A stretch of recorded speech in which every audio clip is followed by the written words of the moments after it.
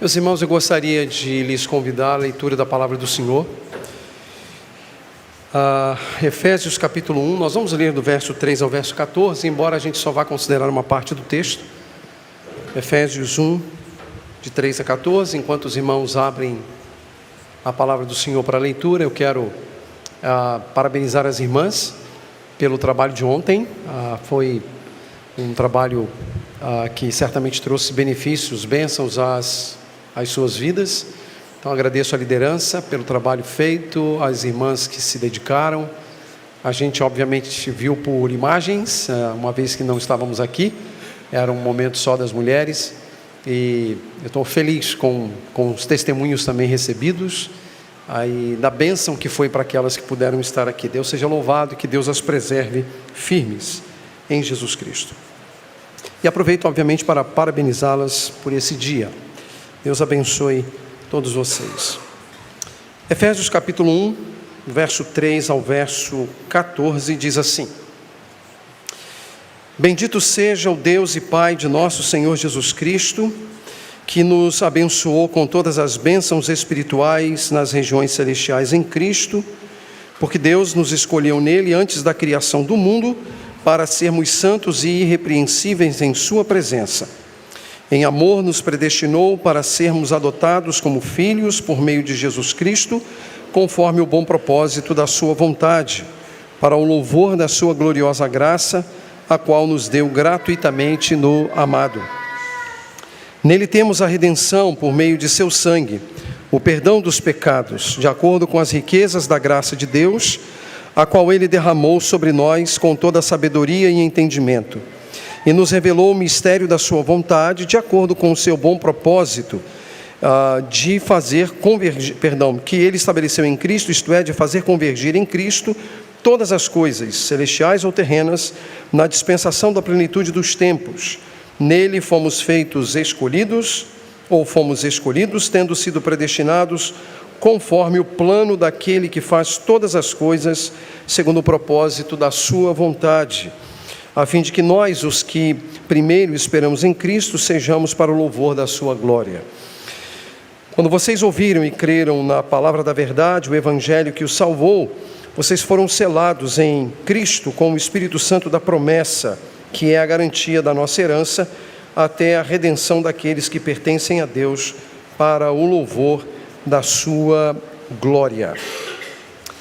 Irmãos, o que vimos até agora nessa série em Efésios é que a igreja é a nova sociedade de Cristo.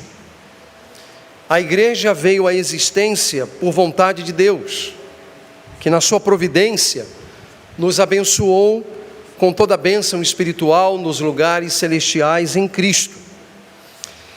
Essas palavras do verso 3 revelam, como já vimos, o quadro que consideramos amplo e geral da história da salvação.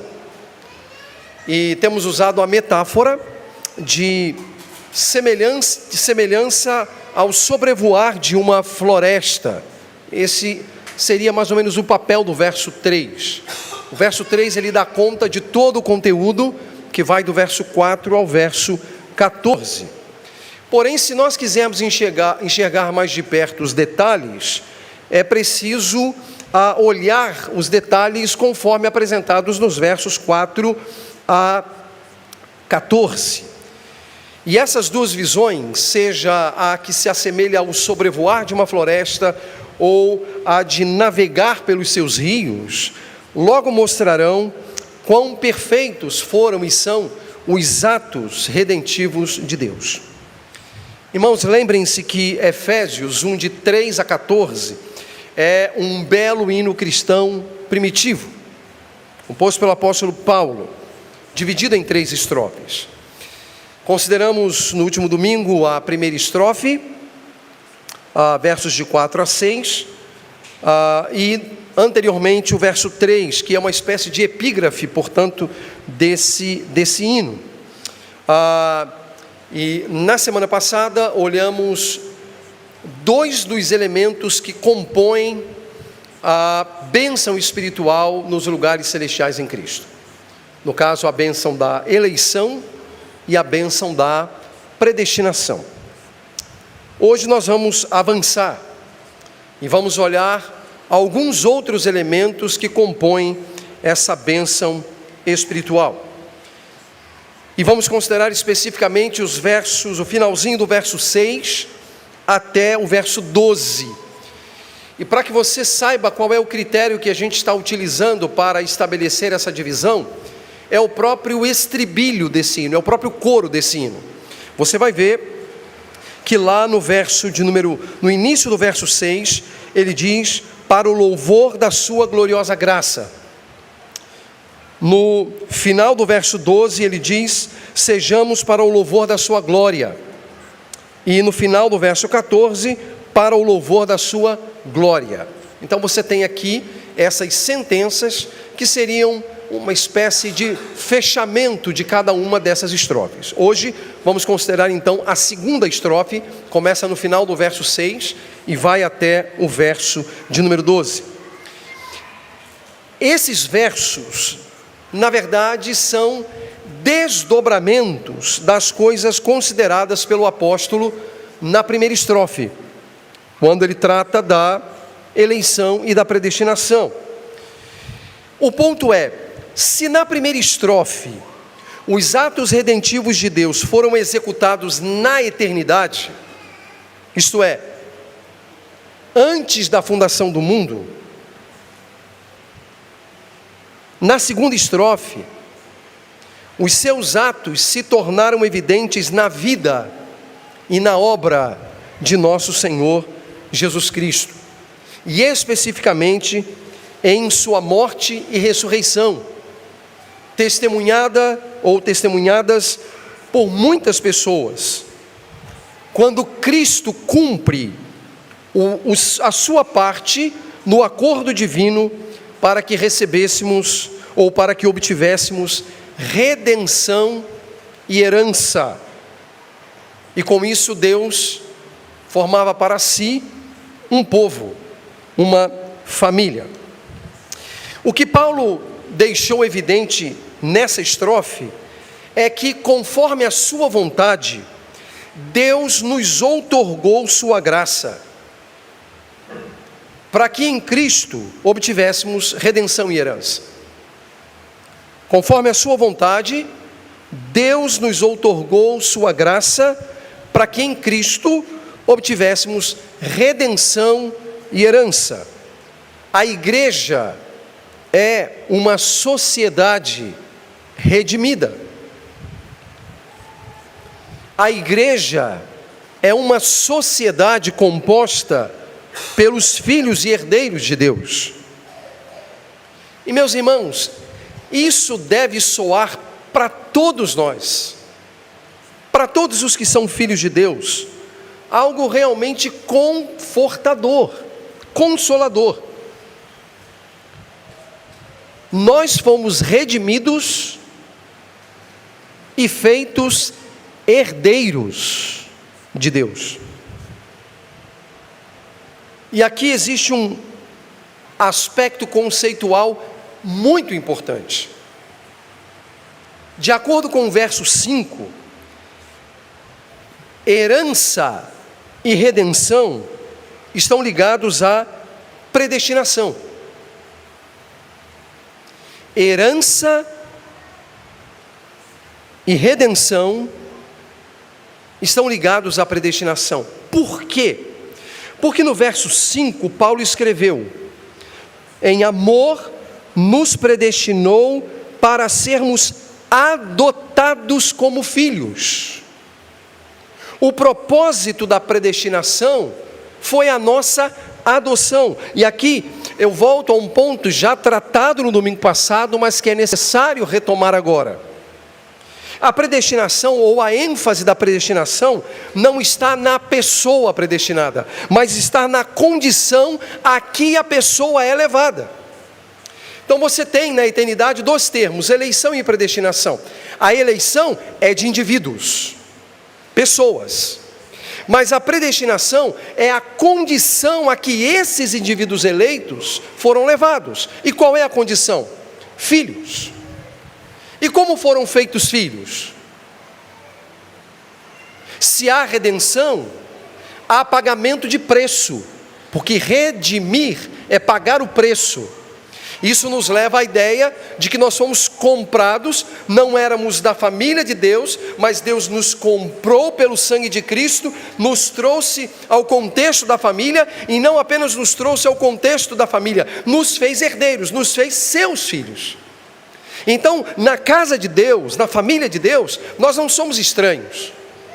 Ele nos comprou, nos trouxe para casa e nos tornou seus herdeiros. Portanto, redenção e herança tem a ver com a decisão divina na eternidade de predestinar os eleitos à condição de filhos. Isso é importante. Ressaltar isso é necessário.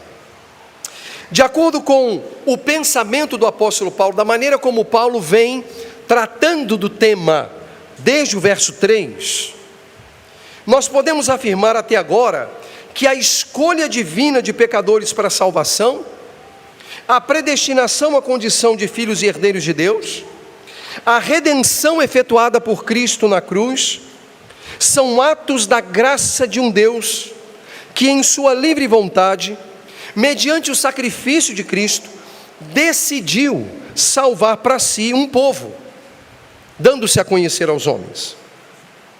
E nesses versos que vamos considerar, Paulo lida com três coisas. Ele lida com a natureza da graça de Deus, ele lida com a natureza da vontade de Deus, e ele lida com a natureza da obra de Cristo. Então nós vamos olhar um pouco mais detalhadamente esses três aspectos: natureza da graça, natureza da vontade e natureza da obra de Cristo. Vamos começar com a natureza da graça de Deus. Meus irmãos, conforme ensina o Evangelho de Cristo, graça é a concessão de toda a bênção espiritual nos lugares celestiais em Cristo. Esse é o contexto do texto. Tudo bem, a gente pode utilizar que graça é um favor imerecido, está corretíssimo. Mas respeitando o contexto do texto, nós podemos conceituar graça como a concessão de toda a bênção espiritual nos lugares celestiais em Cristo, conforme o bom e perfeito propósito de Deus. Concessão feita a pecadores que, como eu e você, não poderiam de outra forma, de outra maneira, ser salvos. Em sua natureza, irmãos, a graça se opõe a toda e qualquer ideia de que o pecador, por meio de seus próprios esforços, ou por meio da própria religião, seja pela tentativa de cumprir a lei, ou pela prática de boas obras, pode se tornar justo aos olhos de Deus. Graça é um favor divino a pecadores. Favor divino da parte de Deus. E de acordo com o texto, essa graça, diz o verso 6, na parte final, nos foi outorgada no amado. No amado. Quem é o amado? De acordo com o texto, o amado é Cristo. A graça nos foi outorgada no amado. Finalzinho do verso 6 diz: a qual nos deu gratuitamente no amado. Isto é, em Cristo. Aquele que agora ressurreto e assunto aos céus, assentou-se à direita de Deus Pai nas regiões celestiais, que é o que vai dizer o verso 20 do capítulo 1.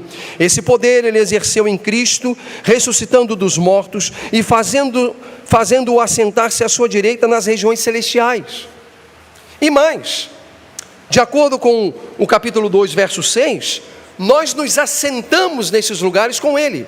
O texto diz, 2,6: Deus nos ressuscitou com Cristo e com Ele nos fez assentar nas regiões celestiais em Cristo. Ou seja, não apenas Cristo assentou-se nas regiões celestiais, nós nos assentamos com Ele é o que diz o texto. O ponto é, meus irmãos, que a redenção daqueles que desde a eternidade foram escolhidos pelo Pai é a exata demonstração da riqueza da sua graça. O pecado, meus irmãos, exigiu que o justo Filho de Deus pagasse alto preço de sangue, mediante o seu sacrifício, para livrar pecadores como eu e você, das obrigações relacionadas ao pecado. E quando nós tentamos, meus irmãos, entender o sentido da graça na sua totalidade, a realidade com a qual a gente precisa lidar é que faltam palavras que consigam dar conta dessa graça. E isso não é um problema só da nossa língua materna, não é um problema só da língua portuguesa, mas de todas as línguas. Os ingleses e os americanos usaram expressões que se traduzem por incrível, ou maravilhosa, ou preciosa. Paulo usou a expressão abundou, ou seja, excedeu. É isso que diz o verso 8, a qual ele derramou sobre nós com toda a sabedoria. A palavra derramar aqui poderia ser traduzida como abundou ou excedeu em toda a sabedoria. Ao escrever que ela abundou para conosco em toda a sabedoria e entendimento, Paulo estava apontando para a graça como algo avassalador. A graça é avassaladora. E eu fui condicionado então a uma imagem, no momento em que eu preparava o sermão, porque era também o momento em que nós recebíamos as notícias de algumas catástrofes que estavam acontecendo em alguns lugares, por exemplo, do Brasil, por conta das chuvas. E, mais especificamente, me deparei com uma cabeça d'água, ou uma tromba d'água, em Penedo, que inclusive inundou ali o centro da cidade. E eu fiquei a pensar, a graça é isso. A graça é como uma cabeça d'água. A graça é como uma tromba d'água. Essa graça é revelada na redenção. Ela livra, por um lado, o pecador da condenação eterna causada pelo pecado, mas por outro, ela restaura a sua condição diante de Deus, visto que ela abundou para conosco em toda sabedoria. E por que uma tromba d'água? Porque ela é avassaladora. Ela carrega tudo o que está à sua frente. E se nós pensarmos no pecado, é exatamente isso que a graça faz. Ela é avassaladora. Ela carrega tudo o que está em sua frente e estabelece uma nova condição naquele leito de rio. Uma nova situação naquele leito de rio. Ela é avassaladora. Isso significa que essa graça avassaladora, que abundou para conosco em toda sabedoria e entendimento, aponta, meus irmãos, para os atos redentivos de Deus. Apontam para a grandeza daquilo que Deus fez. Por isso que Paulo vai utilizar a expressão mistério no verso 9, e nos revelou o mistério da sua vontade, o mistério da sua vontade, de acordo com o seu bom propósito que ele estabeleceu em Cristo. Um mistério que um pouco mais à frente, capítulo 3, verso 9, ele vai dizer que estivera oculto. Ele diz, 3:9, a esclarecer a todos a administração deste mistério, que durante as épocas passadas foi mantido oculto em Deus, que criou todas as coisas. Esteve oculto, mas agora não está mais. Meus irmãos, não há mais mistério. Os mistérios acabaram. Quem tem ouvidos para ouvir, ouça. Os mistérios acabaram. O mistério que estiver oculto, é Cristo. Cristo se revelou. não tem mais mistério. Não tem mais mistério a ser revelado. Cristo é o mistério.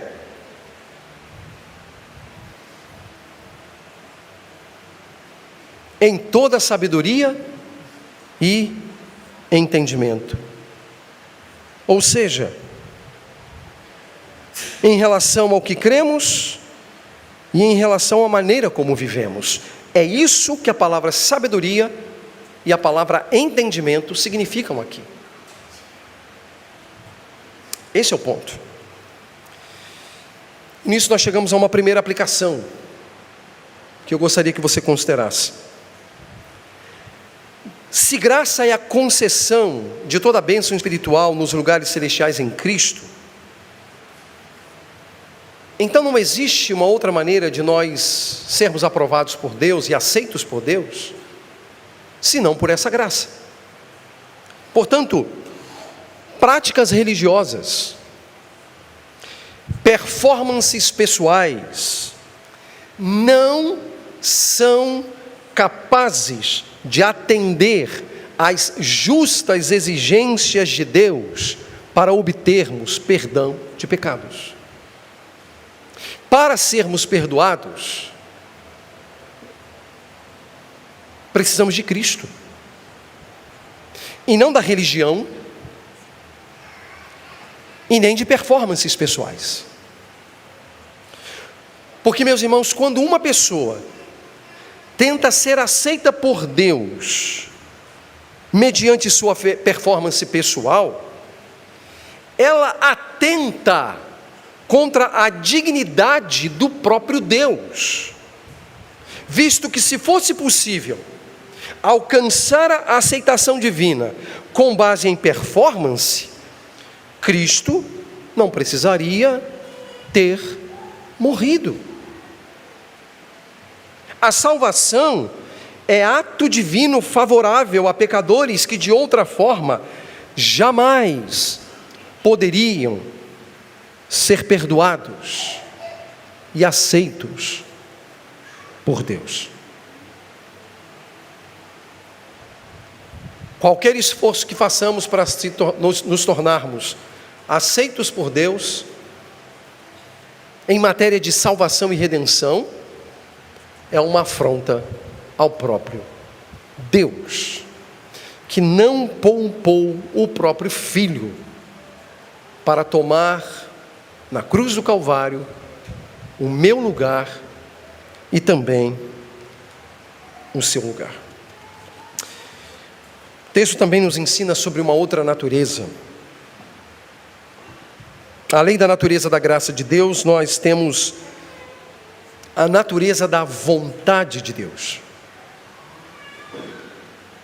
O texto nos ensina, meus irmãos, que Ele nos revelou o mistério da sua vontade de acordo com o seu bom propósito, no caso, o bom propósito de Deus.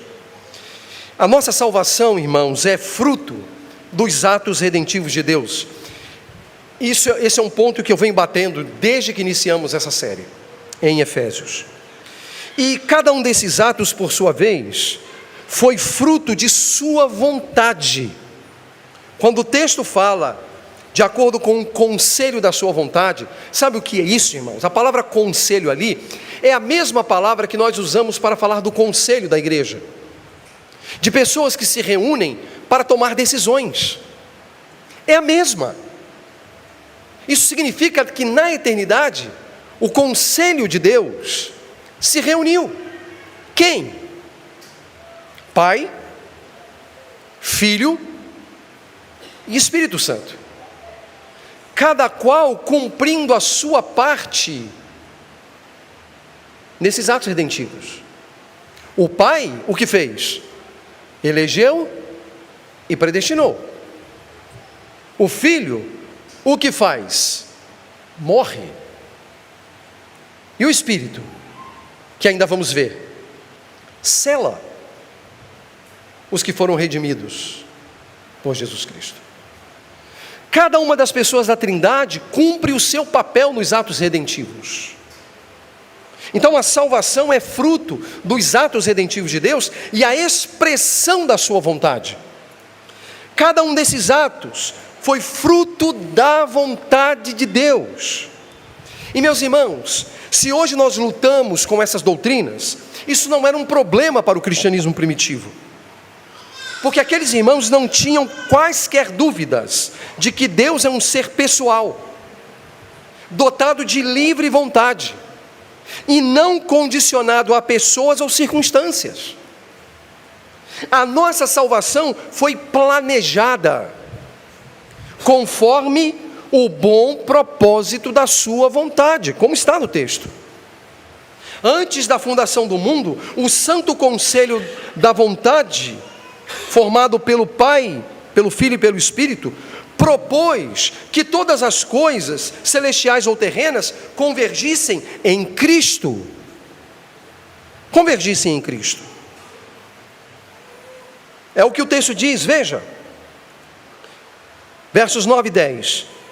E nos revelou o mistério da sua vontade, de acordo com o seu bom propósito, que ele estabeleceu em Cristo, isto é, de fazer convergir em Cristo todas as coisas, celestiais ou terrenas.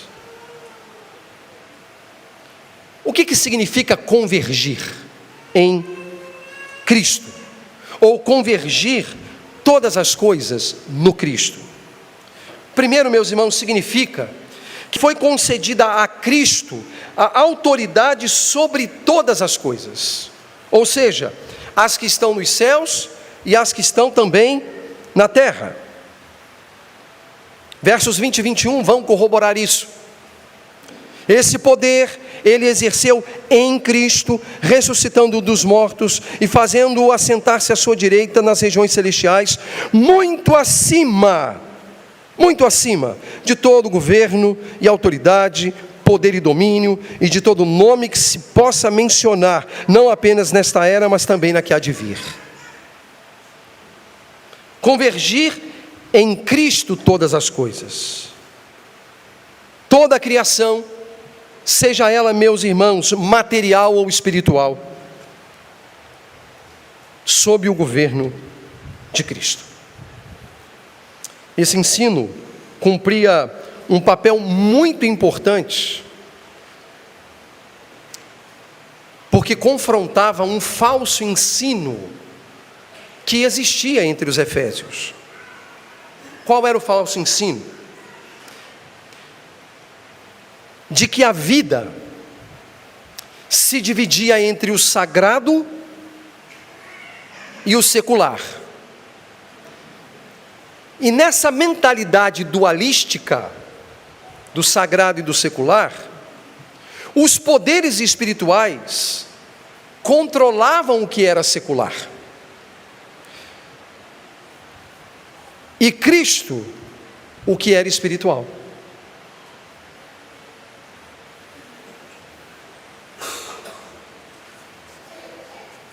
Ou seja, uma mentalidade completamente pagã. Essa dicotomia entre o sagrado e o secular. E meus irmãos, vamos ser honestos.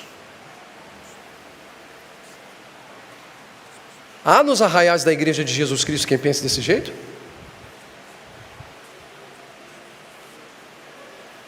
Ora, se isso é paganismo, há pagãos infiltrados na Igreja de Jesus.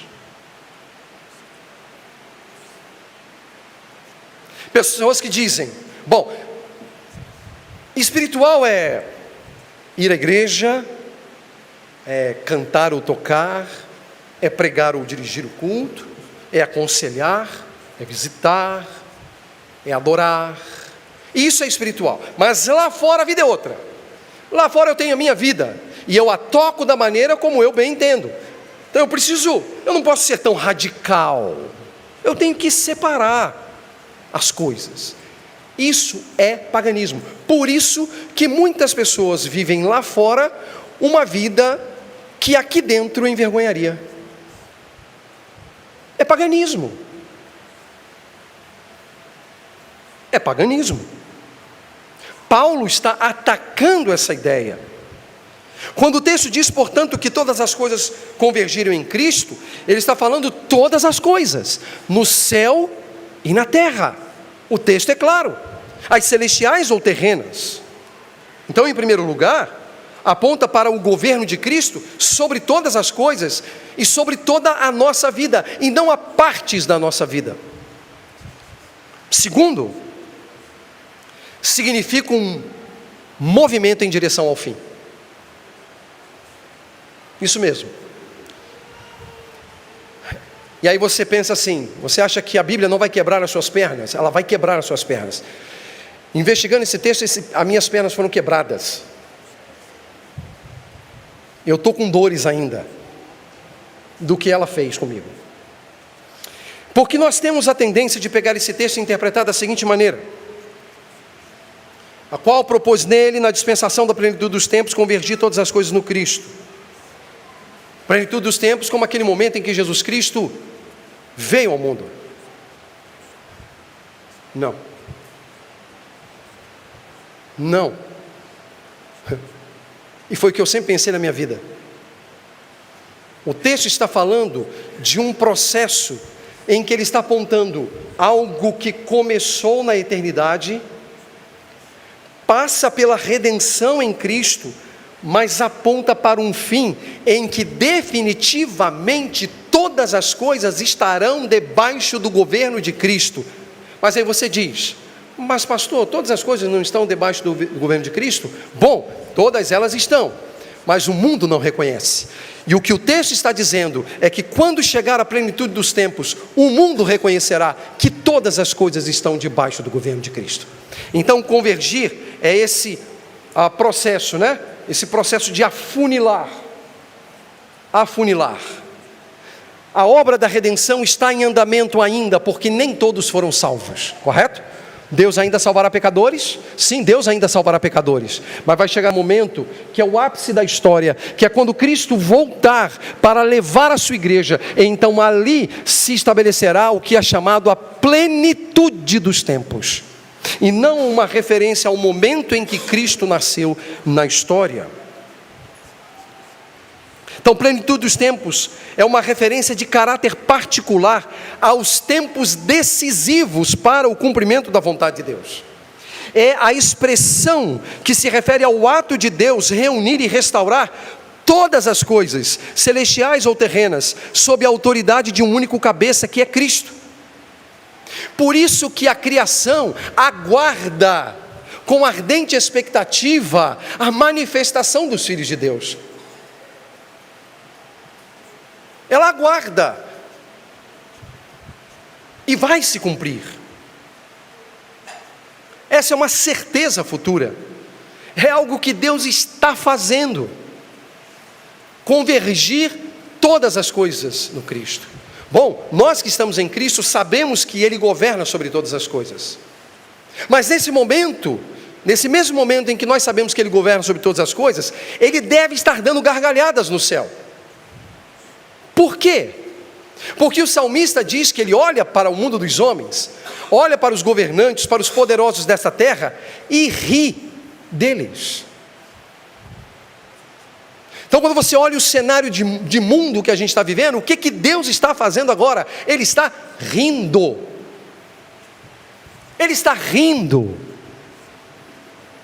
Ele está rindo. Salmo 2. Volte lá e veja se não é exatamente isso que ele diz.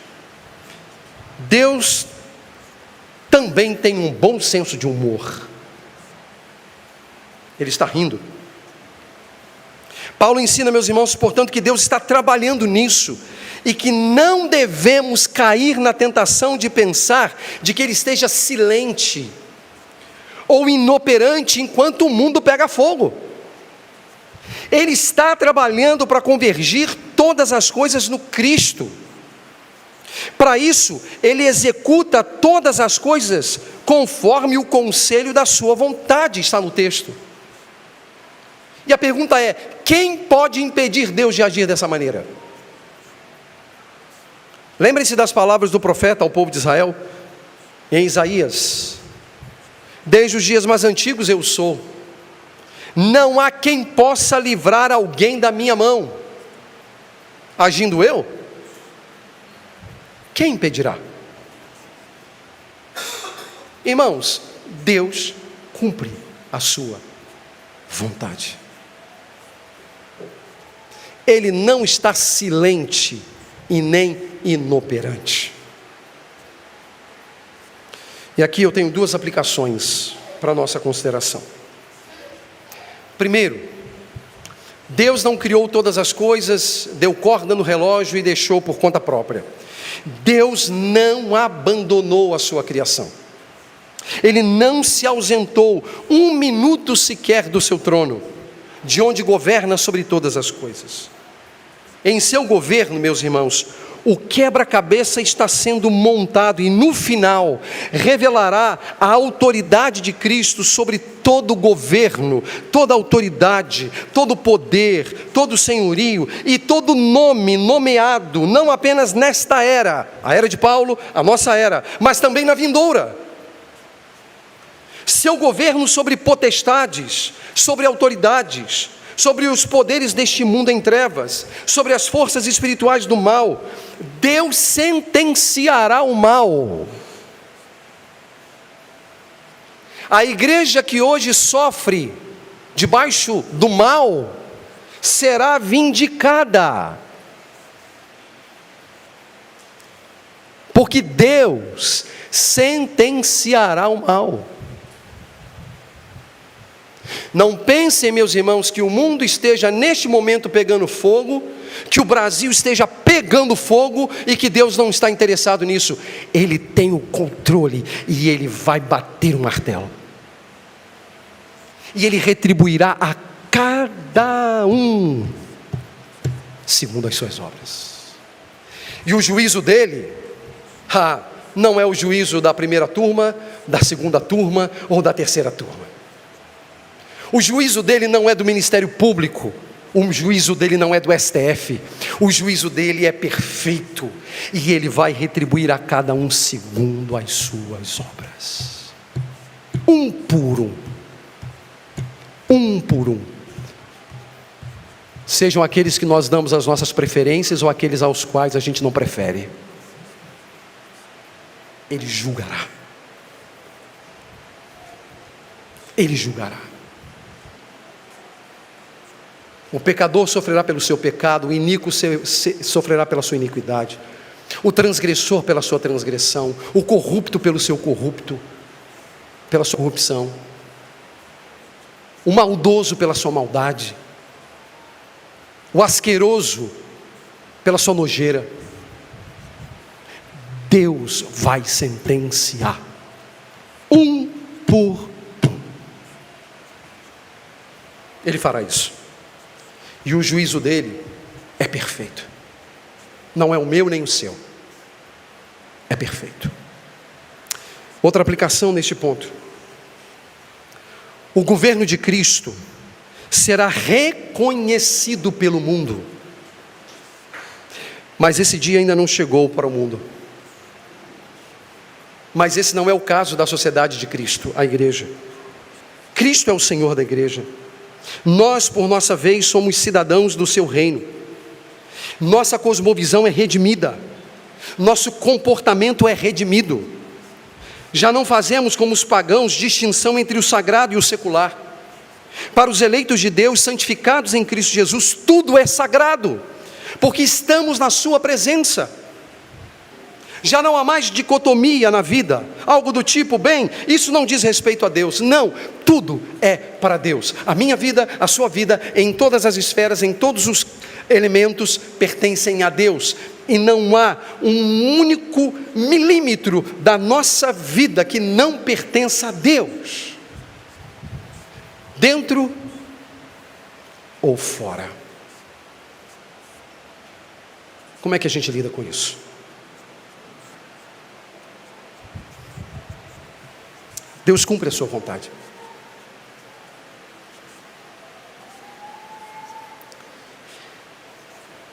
E Ele está trabalhando para o grande desfecho dessa história.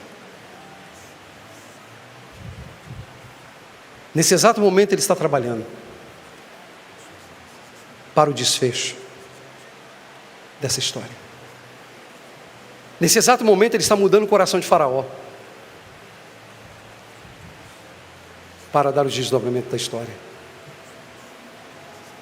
Nesse exato momento ele está permitindo que o sujo se suje mais e que o santo se santifique mais para o cumprimento da sua vontade na história.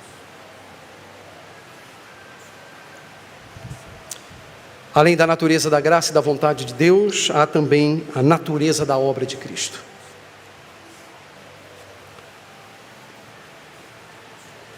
Nesse período, meus irmãos, entre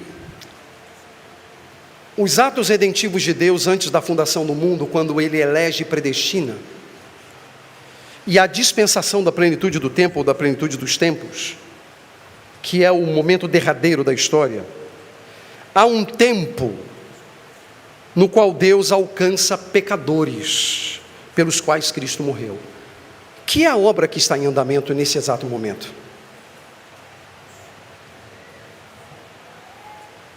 Todos os países que estão no mesmo fuso horário nosso e que têm cultos pela manhã, nessa hora tem o testemunho do Evangelho sendo pregado. Alguns países já pregaram hoje, à tarde, outros países já são dia seguinte, já é segunda-feira, eles já estão trabalhando. Alguns começaram a pregar no nosso horário tempos antes por conta do fuso horário. Mas o fato é que pela pregação, o que Deus está fazendo senão salvando pecadores? A gente não tem o controle e o domínio de quantas pessoas foram salvas neste final de semana. Mas a gente sabe que Deus salva pecadores. Ele está fazendo a sua obra, mesmo que eu não veja e você não veja, Ele está fazendo. Ele está realizando essa sua obra. Nesse espaço de tempo, Deus está alcançando pecadores pelos quais Cristo morreu. É o que eu espero que Ele faça com essa pregação. Isso é o que o apóstolo Paulo quis dizer, meus irmãos, com as seguintes palavras. Observe essas palavras: em quem temos a redenção. Em quem temos a redenção. Verso 7. Nele temos a redenção por meio de seu sangue, o perdão dos pecados. Redenção foi a parte de Cristo no acordo. Lembram do acordo? Lembram do conselho da sua vontade? A parte de Cristo na decisão tomada por esse conselho era a redenção. E redenção, meus irmãos, é pagamento de resgate. Redenção foi a parte de Cristo no acordo, a fim de pagar o resgate para libertar do pecado e elevar essas pessoas à condição de filhos e herdeiros de Deus. Esse tipo de negócio era comum nas praças do Império Romano, por meio de leilões de escravos. Você já deve ter assistido algum filme de época que retrata, por exemplo, a vida no Império Romano, e você já deve ter assistido, por exemplo, em algumas cenas, a praça pública cheia de alguns escravos, geralmente um patamar um pouco mais elevado em relação ao povo, para que o leilão pudesse ser feito e eles pudessem ser comprados e vendidos. O texto aponta exatamente para isso. No contexto em questão, Cristo, irmãos, em praça pública, ou seja, no Gólgota, no Calvário, para todo mundo ver, não foi oculto, não foi escondido, em praça pública, pelo preço de sangue, pagou com sua vida a nossa morte, removendo-nos da condição de escravos condenados pelo pecado. Pois é isso que éramos, escravos do pecado. Estávamos mortos em nossos delitos e pecados. Cristo, com a sua morte, paga a nossa morte, de modo que a nossa morte morreu quando Cristo morreu. Cristo, com a sua morte, matou a morte. Ele deu o seu sangue. Ele nos comprou. Ele nos comprou. E agora não somos mais escravos do pecado. Essa é a condição daqueles que estão em Cristo. Não somos mais escravos do pecado. O pecado não é mais senhor sobre a vida daqueles que foram redimidos e creram. O pecado atormenta quem não está em Cristo. Mas a nós que estamos em Cristo, membros da sociedade de Cristo, a igreja, a verdadeira igreja, não o hall de membros de uma igreja local, mas a igreja cujo nome está escrito no livro da vida, não somos mais escravos do pecado. Ele nos libertou, porque lembra da graça avassaladora? Ela carregou os nossos pecados e estabeleceu uma condição nova no leito desse rio, que é a nossa vida. Cristo pagou. Paulo, numa outra epístola correlata a Efésios, que é a epístola aos Colossenses, ele escreveu no capítulo 2, que havia contra nós um escrito de dívida. Um escrito de dívida que nos era contrário. Nós estávamos endividados. Seguíamos a presente ordem deste mundo. O príncipe da potestade do ar, que agora atua nos filhos da desobediência. Mas pelo sangue de Cristo obtivemos perdão das transgressões. É isso que redenção significa, perdão das transgressões. Ele paga o preço e consequentemente nós somos perdoados. Não cai mais na nossa conta, porque Ele pagou o preço pelo nosso pecado. Aliás, o texto é construído de uma maneira a dar a ideia de que redenção é perdão de pecados, porque originalmente seria, nele temos a redenção, vírgula, perdão de pecados, vírgula, como se perdão de pecados fosse um elemento explicativo do que é redenção no texto. Portanto, redenção consiste em perdão das transgressões, e é bem interessante, porque no texto é perdão das transgressões. A nossa NVI utiliza, por exemplo, perdão dos pecados, mas há 3 termos que são utilizados nesse contexto do pecado, que é pecado, iniquidade e transgressão. Pecado, iniquidade e transgressão fazem parte ali do mesmo campo semântico, mas cada qual apontando para um lado. No caso das transgressões, existe um elemento específico. Transgressão é uma expressão que diz respeito à quebra da lei. Você transgride uma lei, uma regra. Ser perdoado significa que Cristo pagou a nossa dívida, que consistia em ordenanças, em regras. E não apenas isso, Ele não só pagou a nossa dívida, Ele morreu para remover a nossa culpa, nos fazendo filhos e herdeiros de Deus. E não apenas isso,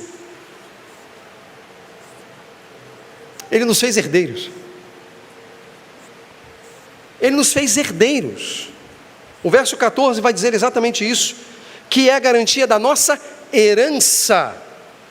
Por meio da sua obra, Cristo perdoou as nossas transgressões, nos comprou com o seu sangue, nos levou para a sua casa, e na sua casa, de papel passado, Ele nos fez filhos por adoção e herdeiros legítimos. Foi isso que Cristo fez. E todos esses conceitos, meus irmãos, nos levam de volta à predestinação, como parte da bênção espiritual. Por isso aqui, Paulo, depois de mencionar lá no verso 5, retoma o tema no verso 11. Olha o que diz: nele fomos também escolhidos, tendo sido predestinados conforme o plano daquele que faz todas as coisas segundo o propósito da sua vontade. Por que ele retoma o tema, já falado no verso 5? Porque a redenção, a herança, estão vinculadas ao ato divino de tornar os eleitos predestinados. É isso mesmo. Eleição e predestinação não são sinônimos, já disse isso aqui em outra ocasião. Deus elege pessoas e predestina a condição dessas pessoas, no caso filhos de Deus. E Ele o fez conforme o propósito daquele que executa todas as coisas conforme o conselho da sua vontade, conforme a vontade do Pai, do Filho e do Espírito Santo. O sacrifício de Cristo na cruz, portanto, meus irmãos, é eficaz, é eficiente e é suficiente para alcançar o propósito de Deus estabelecido desde a eternidade. Por isso que Paulo disse: aquele que começou a boa obra vai terminar, não tem dúvida. Por isso que em outro lugar está escrito: ele é o autor e o consumador. Ele não só cria, estabelece, ele consuma a obra. É uma obra perfeita, de ponta a ponta, antes dos tempos eternos, ou antes da fundação do mundo, até a dispensação da plenitude dos tempos. Está aqui, de eternidade a eternidade tu és Deus, não é isso que o salmista diz? De eternidade a eternidade tu és Deus. E veja, irmãos, um Deus que se importou conosco, elegendo, predestinando, redimindo e no tempo tornando aqueles que, respondendo positivamente por obra da graça no coração, com arrependimento e fé, são selados, tendo a garantia dessa herança. Então, aqueles pelos quais Cristo morreu serão salvos. Essa é a verdade. Como pagaria ele um preço por um produto que ele não levaria? Não faz sentido. O mínimo sentido.